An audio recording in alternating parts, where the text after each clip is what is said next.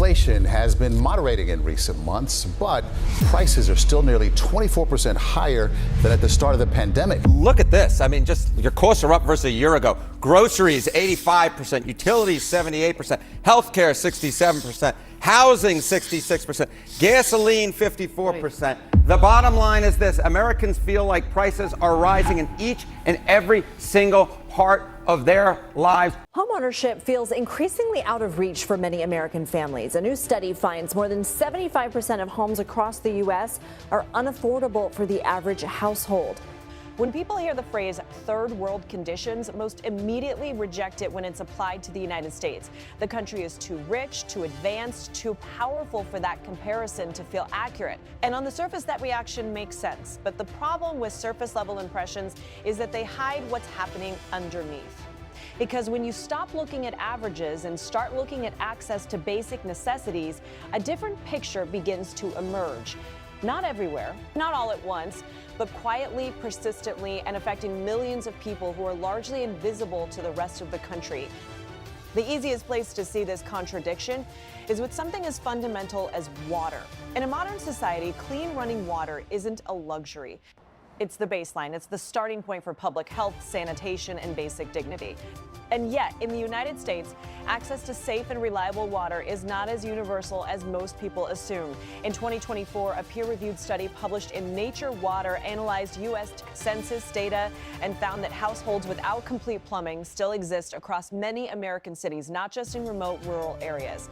These are homes without reliable hot water, proper sanitation, or safe plumbing infrastructure. The study also found that these conditions disproportionately affect low-income communities and communities of color. And in some metropolitan areas, the problem has grown instead of shrinking. This isn't a hypothetical issue. Most people remember Flint, where residents were exposed to lead-contaminated water for years, while officials insisted everything was safe. Flint wasn't caused by a natural disaster. It was caused by cost-cutting, infrastructure neglect, and political indifference.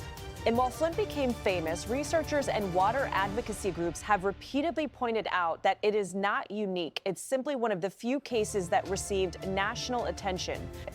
Across parts of rural America, tribal lands, and aging urban neighborhoods, people rely on failing pipes, unsafe wells, or septic systems that no longer function properly.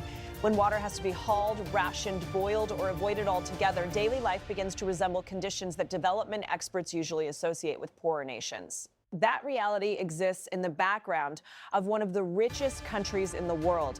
And when water access breaks down, housing conditions often aren't far behind. Housing in the United States is usually discussed in terms of prices and affordability, but far less attention is paid to whether the housing itself is safe and livable. Globally, housing is considered inadequate when it exposes people to health risks, lacks temperature control, suffers from structural instability, or forces overcrowding. By those standards, millions of Americans are living in housing that fails to meet basic criteria. The U.S. Department of Health and Human Services has repeatedly linked poor housing quality to respiratory illness, infectious disease, mental health problems, and shortened life expectancy. Mold, lead paint, pest infestations, and failing heating or cooling systems are not rare problems. They are concentrated in low-income rentals, aging mobile homes, and neglected housing stock that was never designed for long-term habitation. And then there's the most extreme outcome of housing failure: homelessness. In recent years, homelessness in the United States has reached record levels. Rising rents, stagnant wages, and a chronic shortage of affordable housing have pushed more people into unstable living situations. For those living unsheltered, daily life often includes no access to toilets, no running water, no waste removal, and no protection from extreme heat or cold. Public health researchers describe unsheltered homelessness as a condition that creates humanitarian-level risk. Without sanitation and hygiene, preventable diseases spread. Without shelter, exposure becomes deadly. These are not abstract risks. Federal data shows that people experiencing homelessness die decades earlier on average than the housed population, often from causes directly tied to their living conditions. At this point, some people argue that while housing and water issues are serious, hunger is where the comparison to underdeveloped conditions truly breaks down. After all, the United States produces more food than it consumes, but production has never guaranteed access. According to the U.S. Department of Agriculture, nearly 47 million Americans lived in food-insecure households in 2023. That includes more than 7 million children. Food insecurity doesn't mean skipping a meal occasionally. It means not knowing whether there will be enough food tomorrow, relying on food banks, or consistently eating diets that lack basic nutrition. What makes this particularly striking is that food insecurity actually increased in 2023, even as employment numbers improved. That tells us something important. Hunger in America is not simply the result of joblessness, it's the result of costs rising faster than incomes and access systems failing the people at the bottom. In many neighborhoods, especially in rural areas and low-income urban zones, grocery stores are distant or non-existent. People depend on convenience stores and fast food because that's what's available. The result is a paradox that mirrors patterns seen in poorer countries: malnutrition and obesity existing at the same time, driven by lack of access rather than lack of food.